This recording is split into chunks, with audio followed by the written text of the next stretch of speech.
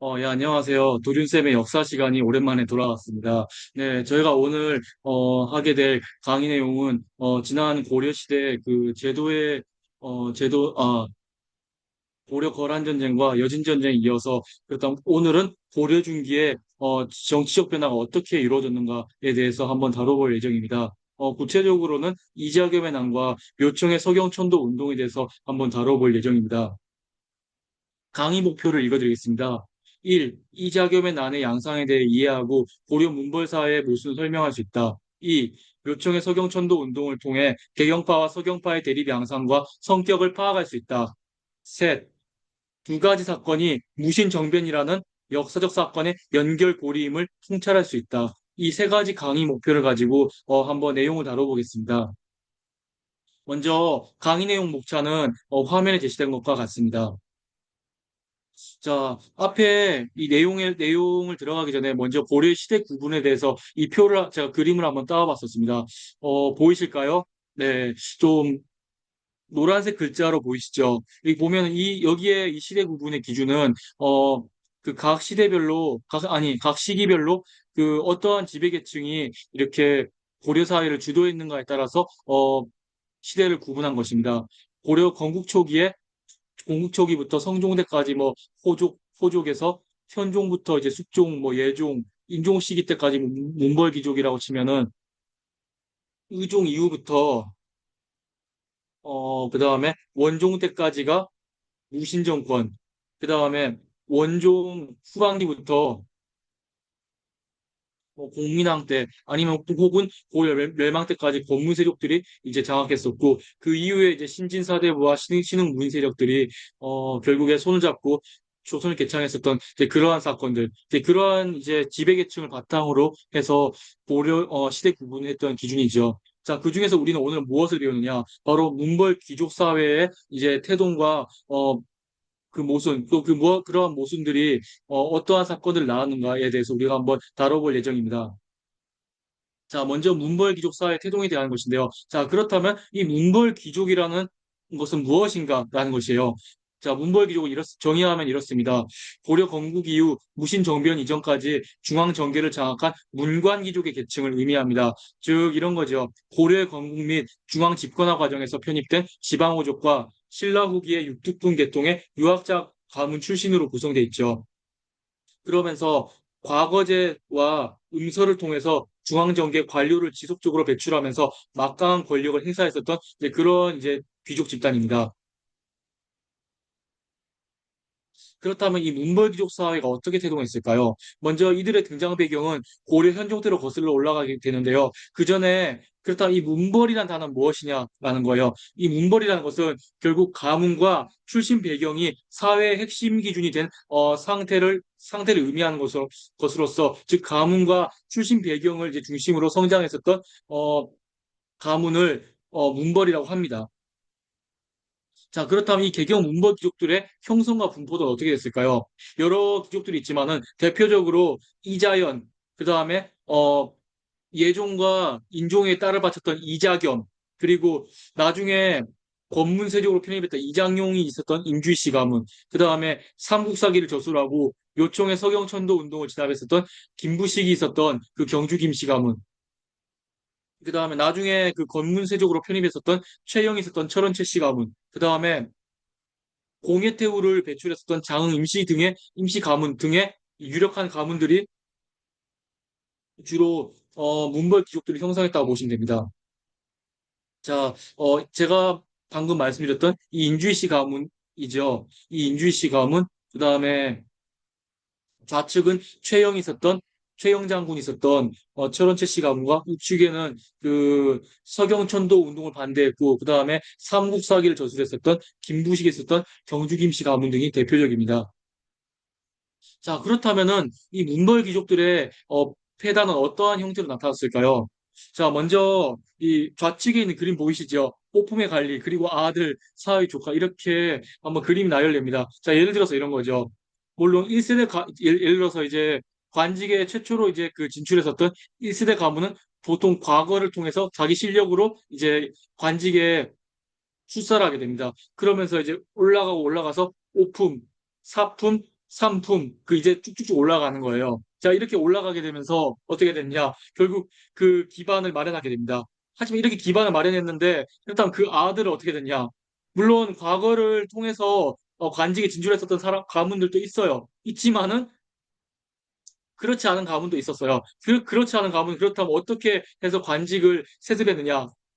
방금 말씀드렸던 것처럼 음서제도가 있었어요. 이 음서제도라고 하는 것은 과거 시험을 거치지 않고도 그 이제 유력 관리 또는 뭐 유력 관리의 그 자잘한 이유만으로도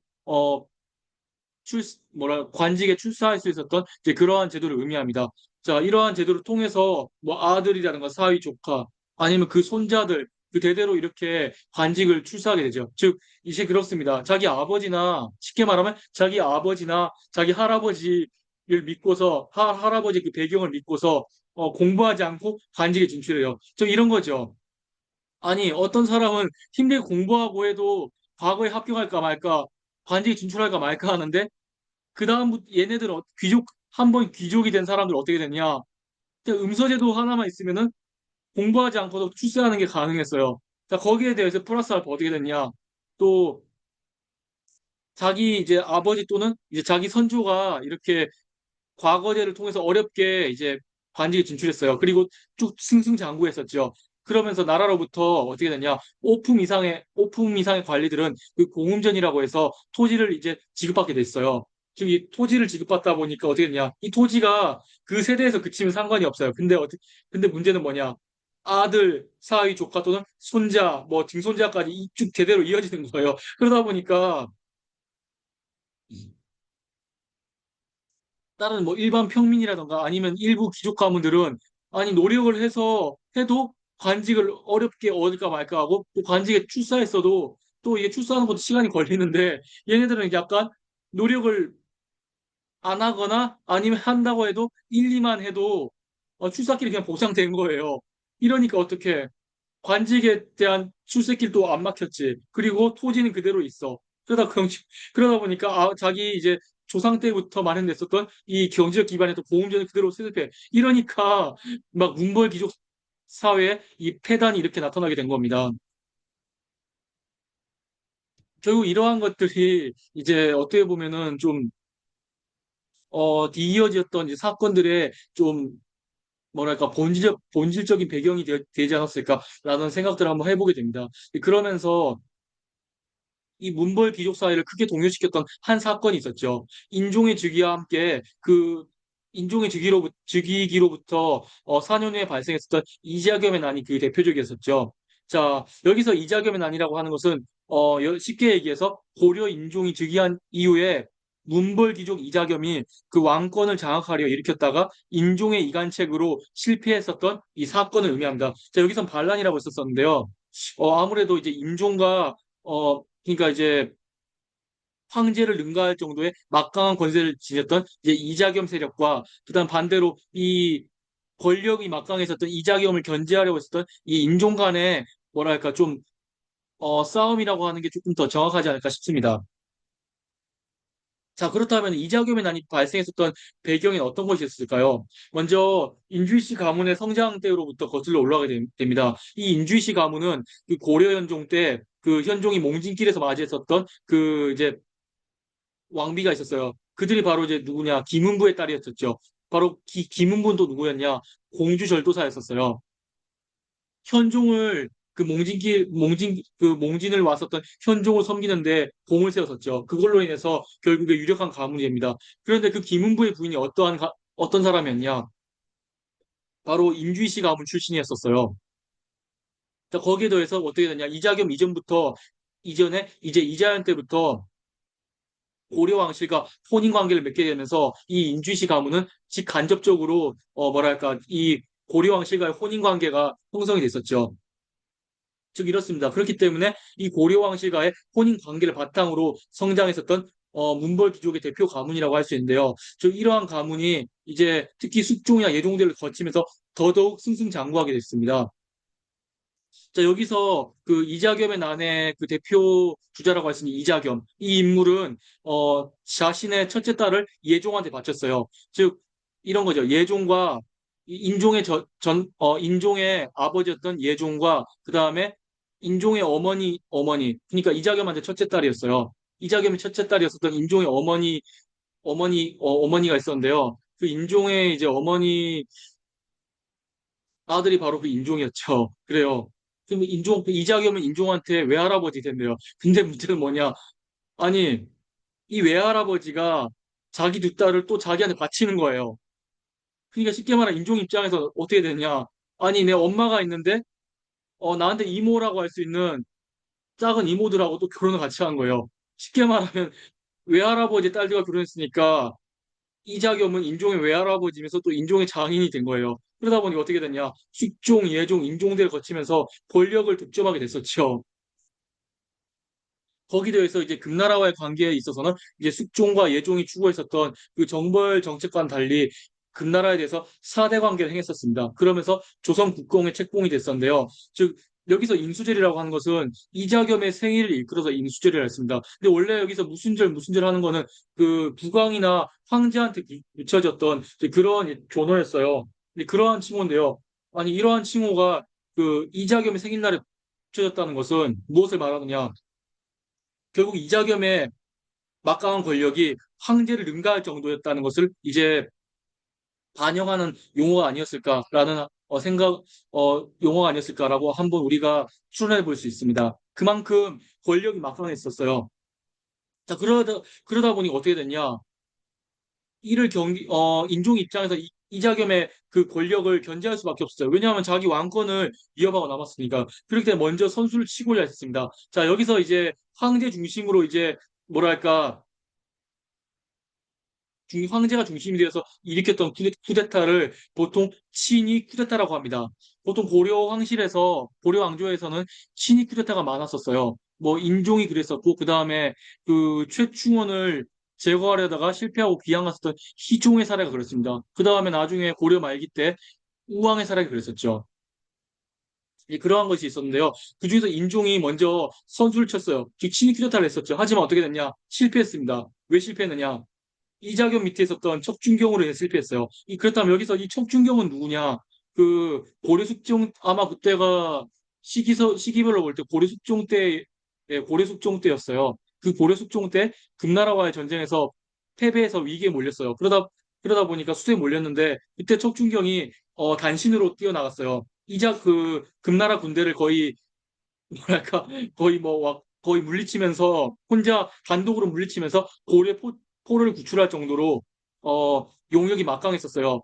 즉 이 용력이 막강했다는 것을 표현한다면은 고려 초기에 이제 후백제군을 상대해서 열세로 이제 뭐랄까 자신들의 몇 배나 됐었던 후백제군을 상대했던 유군필의 용력이라던가 그 다음에 고려 무신 정권기에 특히 조이총의 난때 활약했었던 이유민의 용역하고도 흡사했다고 보시는 게 맞습니다. 예, 그런 이제 척준경을 해서 실패했었죠. 그러다 보니 어떻게 했냐. 이자겸은 척준경을 앞세워서 궁궐을 불태우고 이제 인종을 자신의 집에 가둡니다. 거기다 해서 어떻게 되냐. 자신의 두 딸을 이용해서 인종을 독살하려 했었어요. 하지만 어떻게 됐냐. 두 딸이 이자겸 편 안 들고 인종 편 들었어요. 그리고 인종의 독살에 실패했었죠. 자, 이렇게 인종은 죽음의 위기를 맞습니다. 그러다 보니 어떻게 됐냐? 위기를 모면해야겠죠. 이 위기를 모면하기 위해서 어떻게 했냐? 자기 최측근들을 활용했어요. 활용해서 이자겸과 척준경의 관계를 갈라놓습니다. 결국 이간책은 성공했어요. 성공했고 척준경은 이자겸을 체포해서 그를 진압했어요. 그런 다음에 인종은 그를 기양 보냈죠. 그러면서 이자겸이 나는 일단락되었습니다. 그러고 나서 이제 그 다음 어떻게 됐냐? 인종은 측근 세력들의 건의로 척준경마저 귀양 보냄으로써 이자겸의 난이 사실상 종식되었어요. 자, 그렇다면 이렇게 종식되었지만 그 이자겸의 난의 의의를 어떻게 설명할 수 있냐? 첫 번째는 문벌 귀족 사회가 동요하는 결정적 사건이었다는 점에서 의미를 찾아볼 수 있고요. 두 번째로는 묘총의 서경천도 운동과 또 의종대에 발생했었던 무신정변 사건의 연장선상에 놓여 있었던 첫 번째 사건이라는 점에서 의미를 가져볼 수 있습니다. 이제 그 다음 두 번째는 그 서경파의 등장과 묘청의 서경천도 운동에 대해서 다뤄볼 것인데요. 자, 여기서 묘청의 서경천도 운동이란 무엇이냐? 고려 인종 시기에 발생한 정치적, 사회적 변혁 시도로서, 즉 개경 중심의 문벌 귀족 세력과 그다음에 서경 출신의 개혁 세력 간의 정쟁 또는 내전이라고 할 수 있습니다. 자, 좌측이 묘청이고요. 이제 우측이 그 삼국사기를 저술했던 김부식입니다. 자, 여기서 먼저 묘청의 서경천도 운동에 대해서 좀 설명하기 전에 먼저 이 역사적 사건의 명칭에 대해서 한번 우리가 한번 알아볼 필요가 있습니다. 자, 이 사건 두고서 어떤 사람들은 고려사의 기록을 쫓아서 묘청의 난이라고 합니다. 그런가 하면은 단재 신치호 선생의 주장에 따라서 묘청의 서경천도 운동이라고 주장하기도 하죠. 어, 제가 정리했었던 발췌해서 정리했었던 이 고려사 기록에는 한결같습니다. 즉 서경을 근거지로 해서 반란을 일으켰다라고 이렇게 되어 있어요. 하지만 단지 신치호 선생은 어떻게 그걸 해석하느냐? 낭불양가 대 육아의 싸움, 그 다음에 국풍파 대 한학파의 싸움, 독립당 대 사대당의 싸움, 진치사당 대 보수사당의 싸움이라고 이렇게 정의했습니다. 자, 이러한 정의로 봤었을 때 묘청의 서경천도 운동 또는 묘청의 난이라고 일컬어졌던 이 사건은 단순한 반란 사건이 아니라 개경 문벌 귀족 세력과 그다음에 서경 출신 이 개혁 세력 간의 사상적 대립 또는 이 지역 간, 뭐 개경이라던가 서경 지역 간의 뭐랄까 좀 지역적 갈등이 이제 폭발적으로 일어났었던 이제 그런 좀 거대했었던 내전이라고 보는 것이 좀 타당하지 않을까 싶습니다. 자, 그렇다면은 이 천도 운동이 일어났었던 좀 배경이 있습니다. 이 배경을 설명하면 다음과 같은데요. 먼저 이 서경이라고 한 지역은 이제 여러분들 아실 거예요. 그 지금 북한의 수도라고 할 수 있는 평양입니다. 이 원래 서경이라고 하는 명칭은 한자어 그대로 풀이하면은 서쪽의 서울 또는 서쪽의 도읍이라는 의미예요. 즉 이렇습니다. 고려 건국 직후에 황폐해진 평양을 재건하면서 고려의 부수도이자 제2의 도시로서 재건된 지역이었어요. 그러다 보니까 어떻게 태조 왕건이 고려 건국 직후부터 완전 중시했었죠.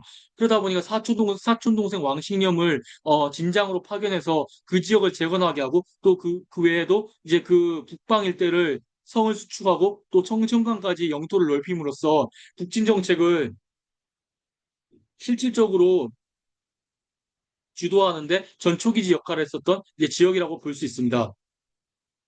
그러면서 고려 초기 때부터 개경파와 서경파의 대립이 치열하게 되기도 했었죠. 되었던 그런 배경이 되기도 했었습니다. 예를 들면 뭐 고려 정종이 왕권을 차지하기 위해서 서경에 이제 오랫동안 북진 정책을 통해서 오랫동안 기반을 쌓고 다져왔었던 왕식념과 그 일대의 그 왕식엽을 주축으로 해서 그 일대 군사력을 밀려서 이제 뭐랄까 왕규 일파와 박수리를 제거했었던 고려판 왕제의 난이라던가 그 다음에 반대로 이 거대해졌던 서경 세력들을 견제하기 위한 광종의 서경 호족 수청이라던가 그 다음에 목종대 김치향의 난을 진압하기 위해서 강조를 불러들였다가 또 역으로 강조가 정변을 일으켰던 이제 그러한 등등의 사건들이 일어났었던 기반이라고 할 수 있죠. 이러한 배경이 되었습니다. 그러다 보니까 이 서경이라는 거 하는 것은 이제 지역적 고려 초기 때부터 이제 지역적으로 좀 뭐랄까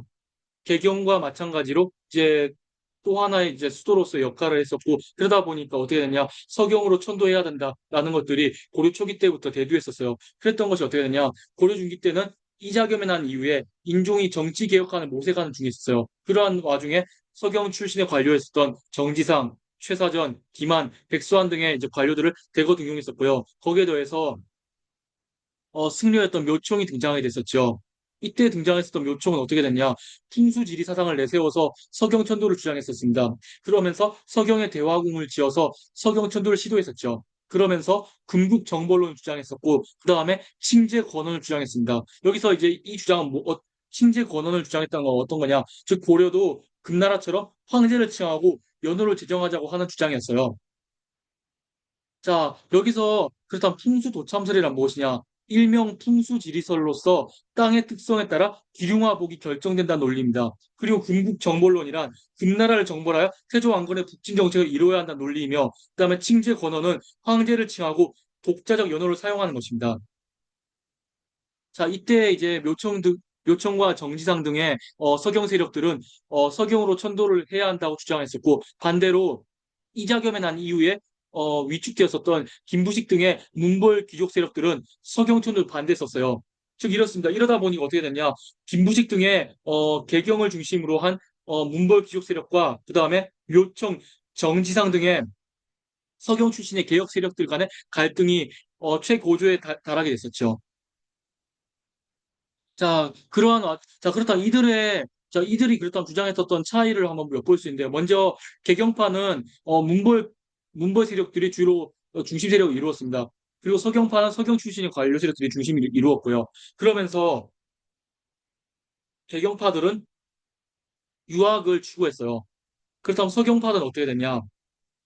유학도 추구했었지만 불교라던가 풍수지리 사상 등등의 다원 사상을 추구했어요. 그리고 대외 정책으로 개경파는 4대 정책, 우리나라에 4대를 해야 된다라고 했었고, 서경파들은 아니다. 태조왕건의 유지를 받들어서 북진 정책을 계승하여 금나라 정벌해야 한다고 주장했어요. 그러면서 개경파들은 신라를 계승하자 역사의식을 지녔고, 서경파들은 고구려를 계승해야 한다고 했습니다. 그랬었죠. 자, 이렇게 서경천도를 둘러싼 정쟁이 가속화됐을 때, 그렇다면은 고려를 둘러쌌던 대외 정세는 어떠했냐라고 한번 설명하면 이렇습니다. 먼저 여진족들이 급부상했었어요. 물론 그들이 급부상했었던 건 이제 고려가 이제 거란과의 전쟁을 하고 있을 때부터, 아니면 그 이전부터 이렇게 조금씩 성장했었지만은, 특히 어 뭐랄까 11세기 후반부터 12세기 초엽에 거의 급부상했어요. 그러다 보니 어떻게 됐냐? 이 여진족의 부족을 통합했었던 아골타가 1115년에 금나라를 선포했어요. 이렇게 건국된 금나라는 요 나라를 정복하고 송나라를 남쪽으로 밀어내면서 북방을 다 장악했어요. 자, 이러한 금나라에 대해서 고려는 한때 이제 금나라와 전쟁을 했었다가, 그 나중에 이제 이자겸과 같은 문벌 귀족 세력들의 주장으로 금나라에 대해서 사대를 행했었죠.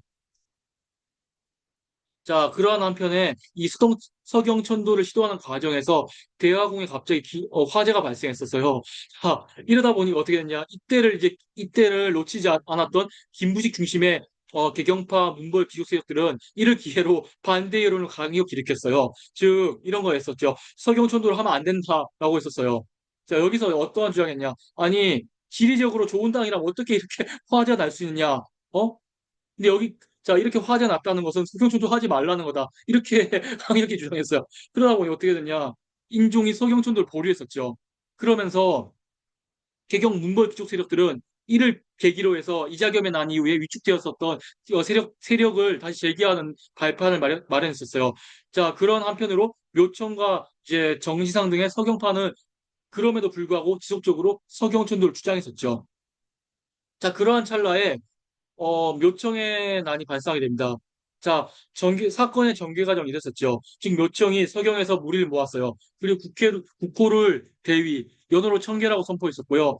서경군을 천견 충의군이라 칭하면서 나라를 선포했었던 일이 발생했습니다. 그러다 보니 어떻게 됐냐. 이 소식을 인종이 접했어요. 그리고 김부식을 총사령관으로 임명해서 토벌군을 편성했었죠. 이때 김부식은 토벌군을 편성하는 과정에서 개경에 잔류했었던 서경파의 정지상 등을 제거했었습니다. 물론 정지상 등의 서경파를 묘청과 내통했다는 죄목을 씌워서 죽였어요. 하지만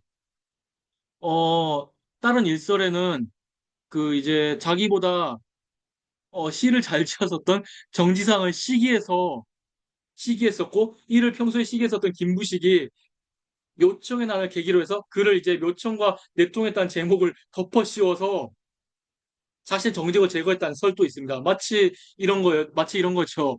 그 북한의 김일성이 자기 입지가 좁아졌던 자기 이제 권력을 더 공고히 하기 위해서 뭐 박헌영이라던가 그다음에 현일리스에게 뭐 미제의 간첩이라는 제목을 덧붙여서 죽였던 거하고 거의 똑같다고 보시면 되십니다. 그렇습니다. 그러면서 어떻게 되냐. 김부식이 토벌군을 이끌고 출정했어요. 그러면서 묘청의 서경과 전쟁을 벌였습니다. 자, 그 사이 묘청은 먼저 전쟁을 주도하기 전에 그 자기의 이제 측근이었었던 조광의 무리들에게 먼저 죽임을 당했어요. 그러면서 이제 내분이 발생했었고, 그렇다 남은 무리가 어떻게 됐냐. 결국 김부식의 토벌군에 의해서 완전히 진압되게 됩니다. 그러다 보니까 묘청의 나는 김부식의 토벌군에 의해서 완전히 진압됐었고 서경파는 완전히 축출됐습니다. 그러면서 묘청의 서경천도 운동은 실패로 돌아갔었어요. 그럼에도 불구하고 이 서경천도를 둘러쌌던 정쟁은 단순한 싸움이 아니었어요. 즉 개경파와 서경파 간의 내전적 성격을 지녔었고요. 그러면서 그러한 동시에 개경을 중심으로 분포됐었던 문벌 귀족 세력과 그 다음에 서경 출신의 개혁 세력 간의 사상적 갈등이었다는 점에서도 한번 의의를 찾아볼 수 있어요. 그러면서 이 묘청의 서경천도 운동이 실패하고 나서 어떠한 영향을 미쳤냐. 서경의 지위가 격화됐어요. 그러면서 이제 개경 문벌 귀족 세력들이 독주했었고요. 그래서 이것이 결국 왕권의 약화로 이어졌어요. 그러다 보니 어떻게 됐냐. 의종이 왕권을 강화하기 위해서 자기 측근 세력들을 포섭하게 됩니다. 일부 문벌 세력과 뭐 그다음에 황관, 그다음에 무인 세력들이 이렇게 했는데 결국에 자기 의종 측근 세력들 간의 갈등이 또 이렇게 발생해서 무신정변으로 시작이 됐었죠. 자, 이렇게 사건이 고리에 고리를 물어서 무신정변까지 시작이 된 겁니다.